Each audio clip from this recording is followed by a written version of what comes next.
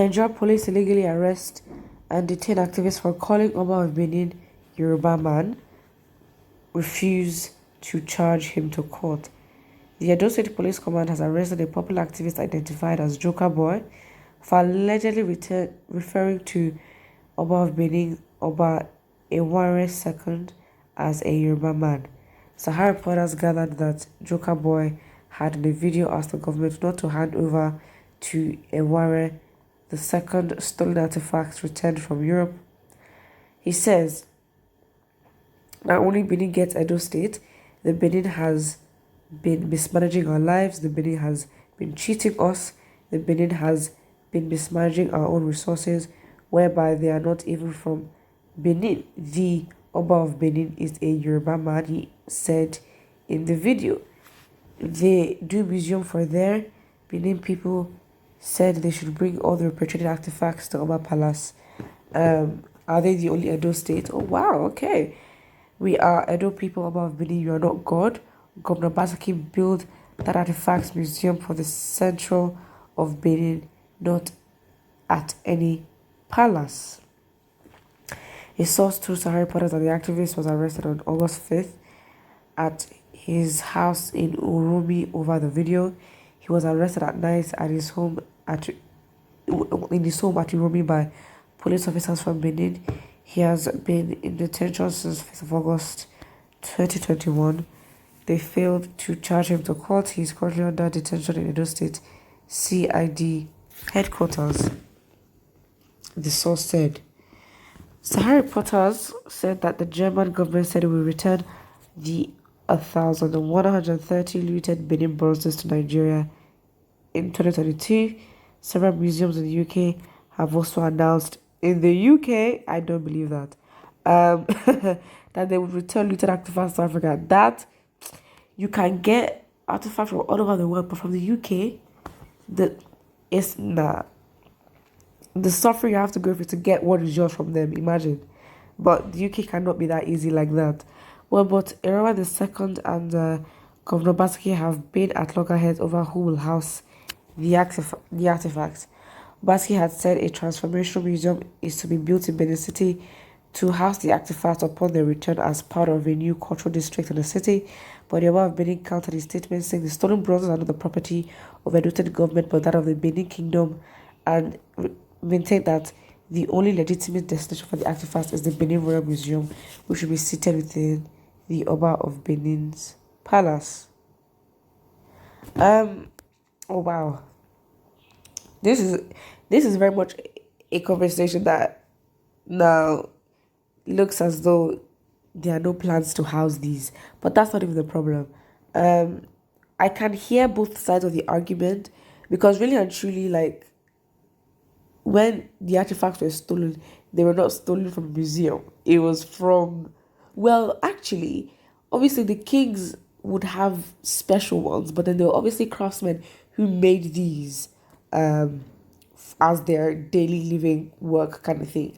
So yeah, a museum of course is better, because again, this activist has been arrested. I think the perspective is, excuse me, because you're an Oba now, you think you have rights to these, and I think this just challenges the traditionalist view of having a king and how much power should a king have.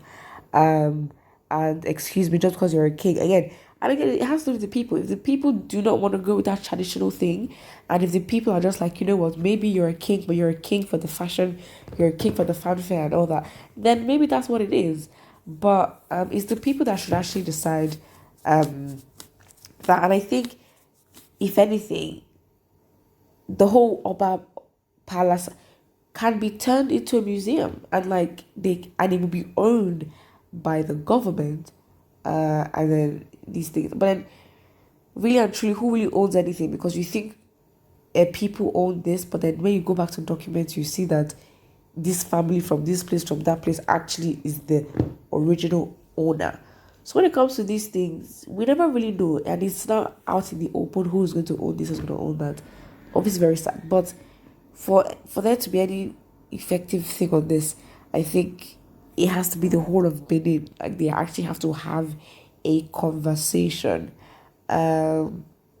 about their history and about how much these artifacts mean to them, because really and truly these artifacts would be a means to go back and see the minds of ancestors and where they were at the time these artifacts were stolen and taken. I don't know why they'd arrest the man. I guess it's because he called the Yoruba Benin a Yoruba man. Is that an insult? Why? I mean, I don't know.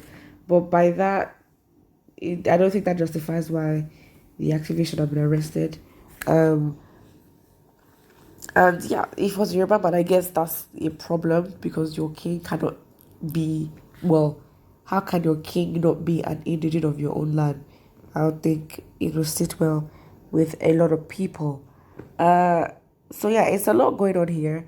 The illegal arrest of this man, the conversation about the power of the government and traditional rulers. Because really and truly, if we want a traditional ruling system, then there wouldn't really be a constitution. And that's why there'd be a disintegration of Nigeria, because I don't think if there's a traditional ruling system, it will align with every other tribe in the country, and that'll be complicated. So maybe having a government is a good thing, it's a unifying factor, and it's better like that. And then the conversation of who will actually own it, who's going to control it, is the government or the palace, in which a British or a Benin museum would not be a bad idea, because of course they can make even more money from that. But then you can't deny that the Oba's palace and all that can also make money as a tourist attraction and all that. I guess that's what it is. Of course, Yoruba is definitely not good. I don't even subscribe to the fact. I mean, again, it depends on what the people want. If the people want that traditional ruling system is what they want, fine. If they don't want that, they don't want that. It really is what it is at this point. Let's look at the comment section. Someone here says, what was he expecting when he was abusing the Oba? A presidential handshake. Did he really abuse the Oba? I think he's speaking facts, 100%. Excuse me. But the Oba does not own these things. I mean, listen. You can't deny that, yes, of course, colonization happened, all that. But people have changed. The mindset have changed. And it may just be that no one is out here checking for the Oba or that because of anything. Like, no one is checking for that. If the people decide, listen, the Benin people can decide we are not even having an Oba, the traditional system out, we don't want it anymore. It's their prerogative. They can do that. You can't force them. And again, this ownership and saying, oh, the king owns this, owns that. I mean, by tradition, maybe that makes sense. But really and truly, who really owns it? Is it the people that made it?